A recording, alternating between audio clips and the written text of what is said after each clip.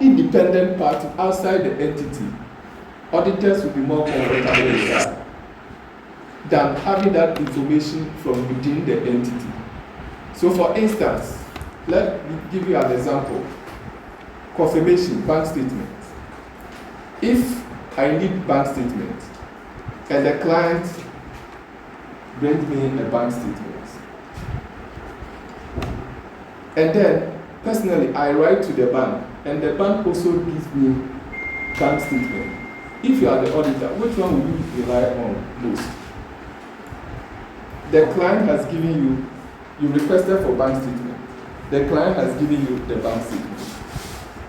And you yourself, you wrote to the bank also gave you the bank statement. Now, these two bank statements, one given by the client, one given by the bank, which one will you place reliance on? The bank. Why not the client? The client you are working with has given you bank statement. You say you don't rely on it. Why? The bank is more independent. The bank is more independent. The bank is more independent. Now, most of the time, bank statements are edited. You don't know. You know that people edit bank statements. If you don't know. Oh, madam, there's time there now. If you pass here, you get bank stamp right now. So, if that information is coming from the bank directly, it's more reliable than what the client will actually give you. To audit evidence obtained directly by the auditor is more reliable than audited evidence obtained indirectly by or by inference. So, if you make audit evidence that is obtained directly by the auditor, is more reliable than those obtained by inference. So, for instance, observation of fiscal inventory. I mean, if the auditor is there when they are counting the inventory, and the auditor is there also observing, because you are there, I mean, you can't distress yourself. That for somebody to go and count, come and tell you that, oh, we are counting 1,000. You won't say, what do you do? But if you are there yourself, observing, I mean, you place a lot of evidence on that. 3, audit evidence is more reliable when it exists in documentary form. Documentation. Oral evidence is evidence, but it is not substantive. And that is why, if you go to court, they are not so much interested in oral evidence, even though it's a form of evidence. They want documented evidence. In the same way, auditors, evidence in documentary form, we see that to be more reliable than oral one. Say, oh, why is it that this person, for the past 3 months, the person has not been coming to work? Say, oh, he's very sick. He's sick. Do you have any, what kind of excuse or medical? Oh, she said she will bring it. And better. 3 months. There's no excuse.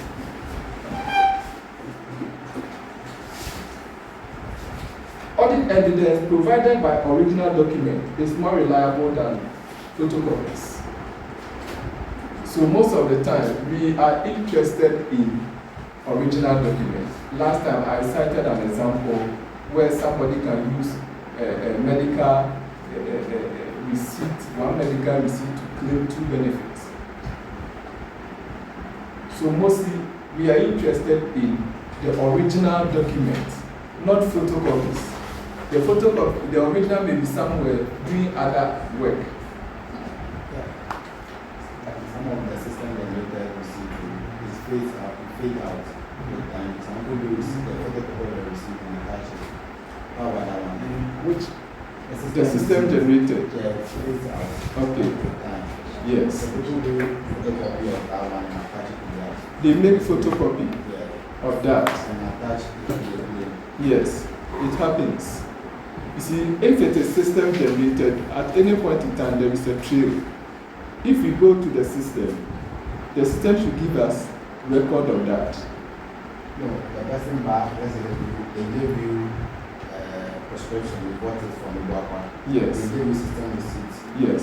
So you claiming for it, you also did copy of the receipt that was given to you by Guapa and attached to it. So you the other time, when you say, what is the issue with that? Yeah, that's why I'm saying that the system, a Guapa system, should have a trail.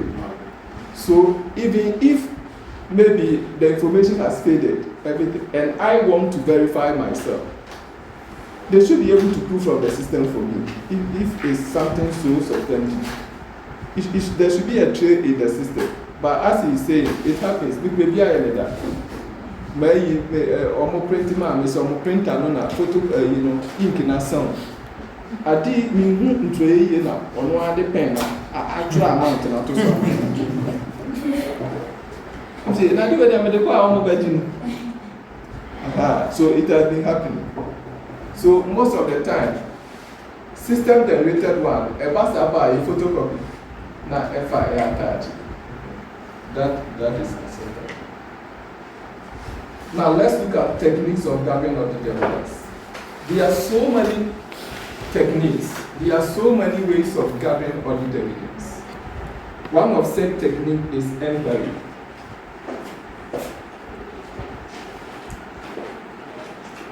Inquiry. This is frequently used by auditors. So inquiry here, it means that we are seeking information from knowledgeable people outside the entity. So with inquiry, we need some evidence. And we are finding out from people who have that knowledge, that information outside the entity. That is what we call inquiry. It can be oral or written information. Now, in fact, it is one of the frequent ways that auditors use to obtain evidence. You find out from an interested party outside the organization for a specific information. That is inquiry.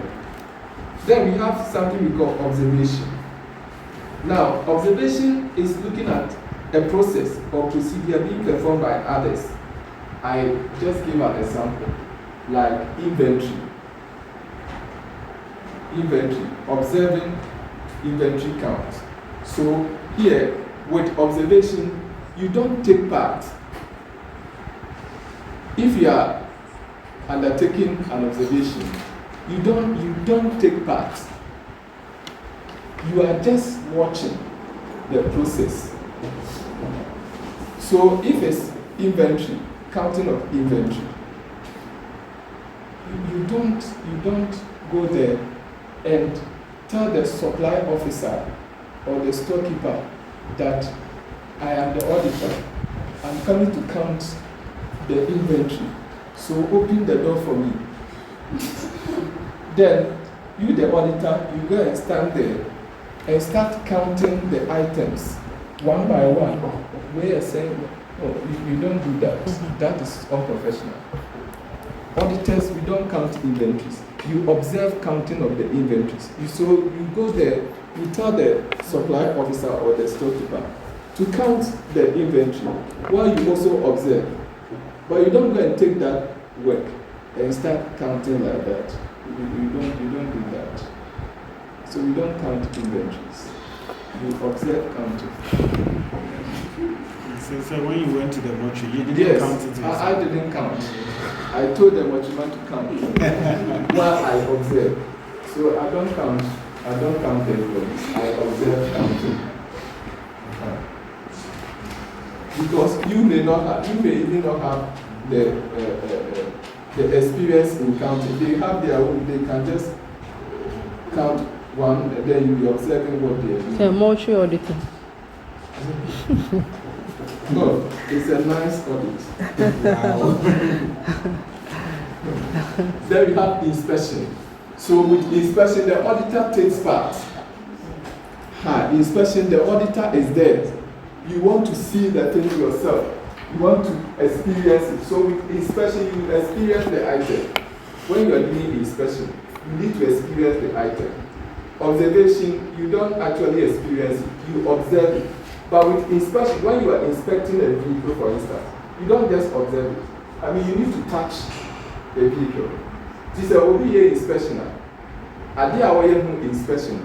Esa Oshe, okay, Mammy said, steer near Juma. What's to steer near Juma? Mammy said, breaks near Juma. What's parking? What's here? Okay, said, that is inspection. You are taking part in that activity. That is inspection. So inspection means examining records, documents, or tangible assets. Inspection is the auditor's examination of client documents and records to substantiate the information. So you want to substantiate an information. That is why you are inspecting that item. So somebody comes and tells you that you are reviewing project files. So that when they say we have completed a 10-unit classroom. It's on paper. So you say, okay, I want to go and do project inspection. When you go there, you need to experience what he said it does. You need to experience it. You go there, you look at the reverse catch it, look at how it works. If it's how do we call it?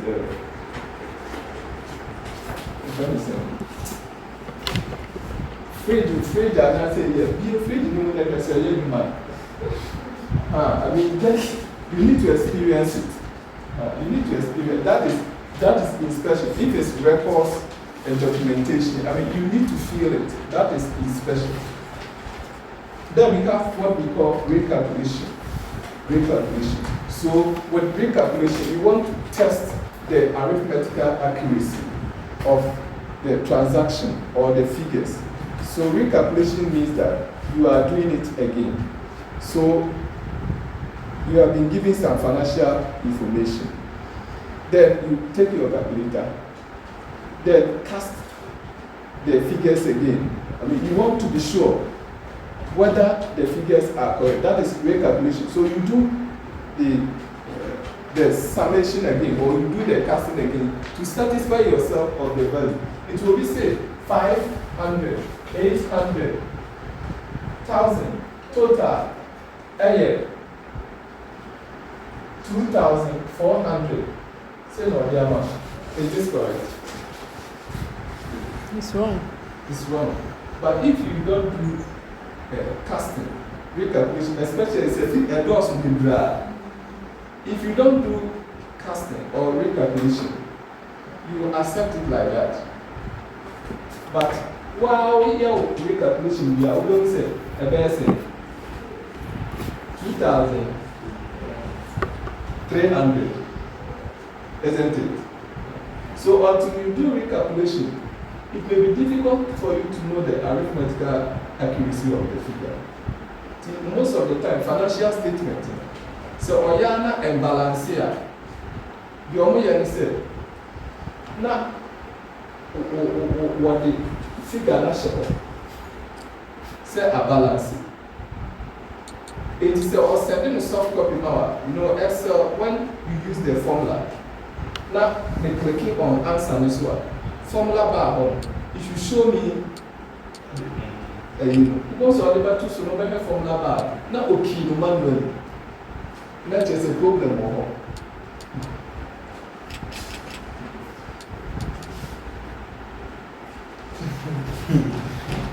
Then we have real performance. So real performance is an independent execution of procedures or controls that were originally performed as part of the entity's internal control. So we have recalculation and reperformance. The difference is that with recalculation, you are trying to calculate some part of an information that has been given to you. You want to test the accuracy of that information. But with rate performance, you are doing everything again yourself. So for instance, the client has brought you bank reconciliation for December 2023. Then you, the auditor yourself, you are also doing your own bank reconciliation for December 2023. That is not recalculation. That is rate performance. You are performing that aspect of work, reconciliation again, from the beginning or from the scratch. You are doing everything again, so that you can compare with what has been done. That is rate performance. Rate performance. Then we have confirmation. Confirmation. Confirmation is a response to an inquiry of a third party to corroborate information contained in the accounting records. So, confirmation. You want to do confirmation. I use the bank statement as an example. You can also use receivable figure or payable figure. They said that they have receivable of 100,000. You say, okay. So the auditor will want to confirm that 100,000 from the various receivables. So what the auditor does is that he can sample some of the receivables, call them on phone, or sometimes writing to them, it will delay your work. So most of the time, you get their contact, you call them to confirm the amount they owe to this company. That is where you see whether that receivable value is accurate or it has been moved. That is confirmation. Now let's look at what we call directional testing. Directional testing. So we have something we call directional testing. Now, directional testing is not a different thing from what we know in accounting.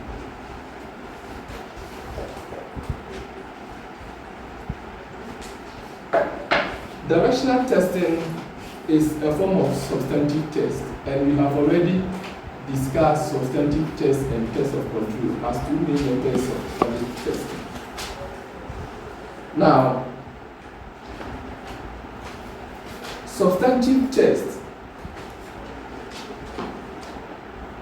Last time, as I explained, it has two main objectives: to detect misstatements and omissions.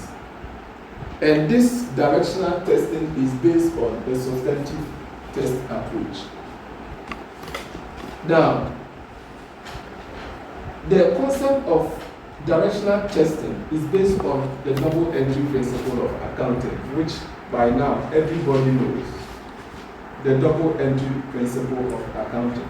For every debit entry, there must be a corresponding credit entry and vice versa. That is the double entry system of accounting.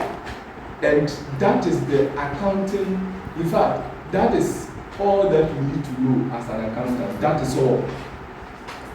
If you know your debit and credit, that is all. It's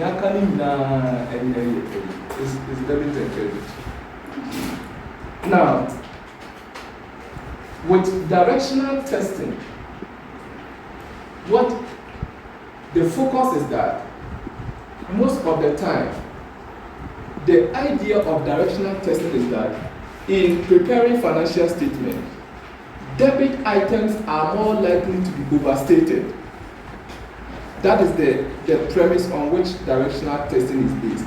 It's based on the assumption that in the preparation of accounts for financial statements, debit items, okay, they are more likely to be overstated, and credit items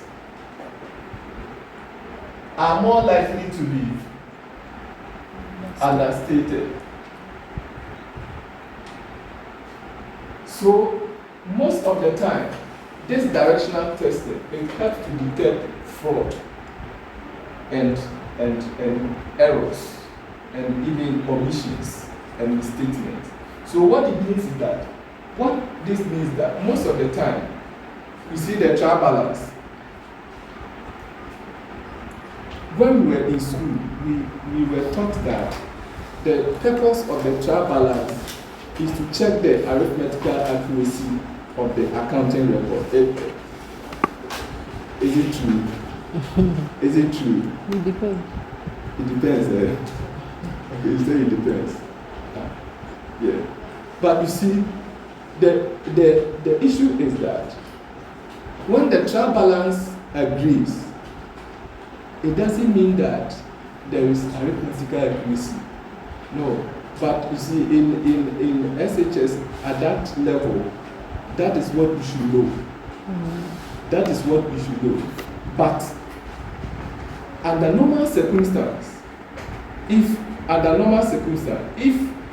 after you have done your ledgers, you have picked the values to the trial balance, debit, credit, under normal circumstance, the debit should equal the credit.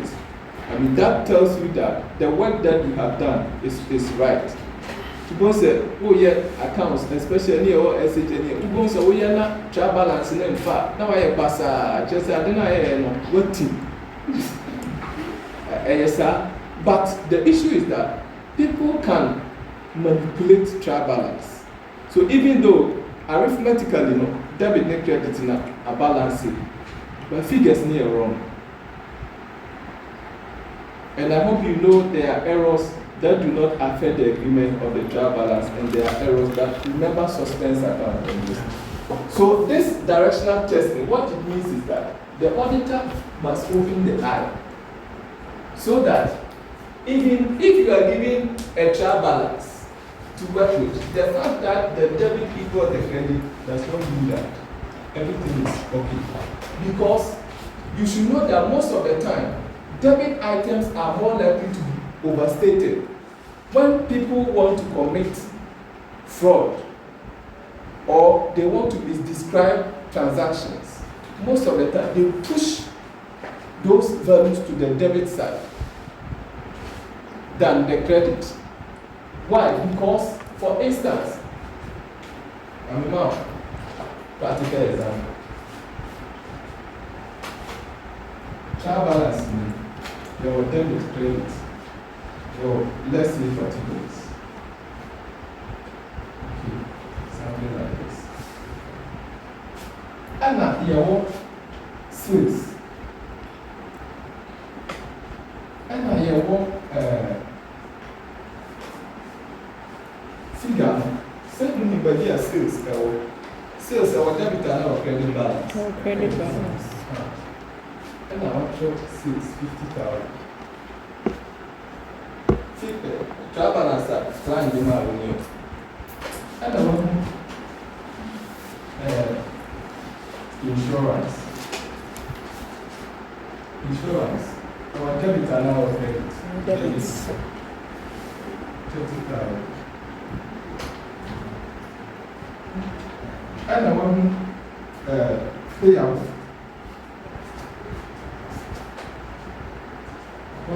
10,000. And receivable 30,000. And to total investment,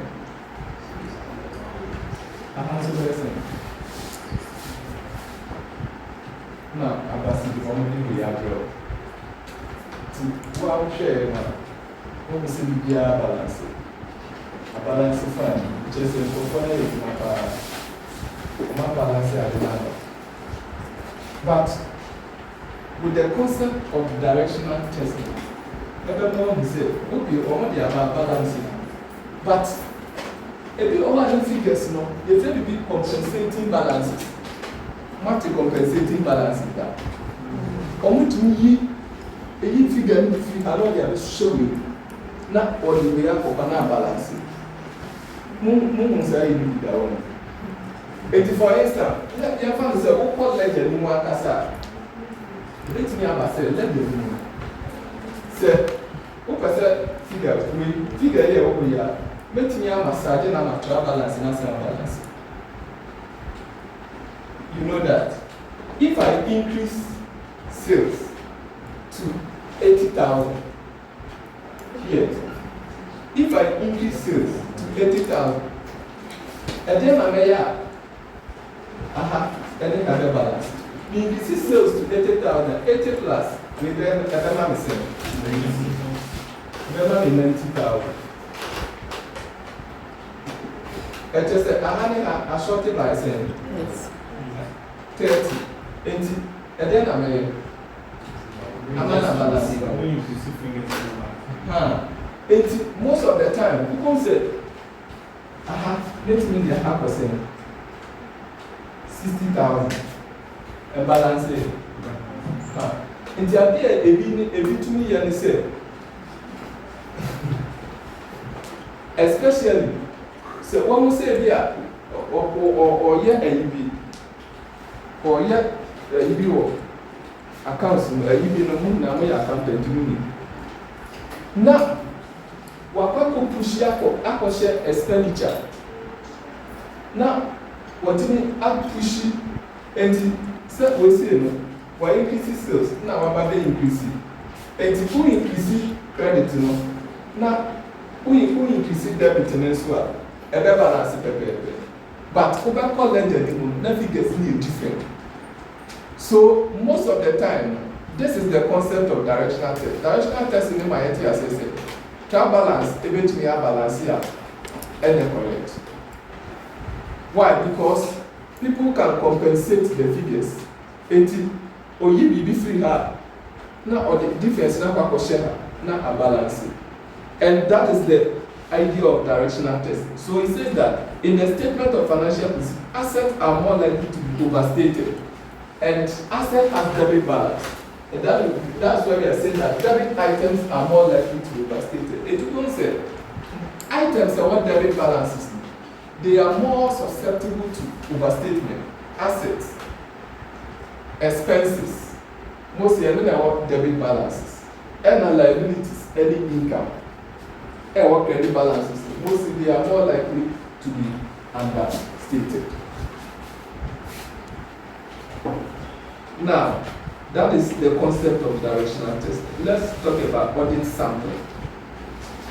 Now, last time I also explained sampling to us. And I said that those of us who did statistics, you studied sampling.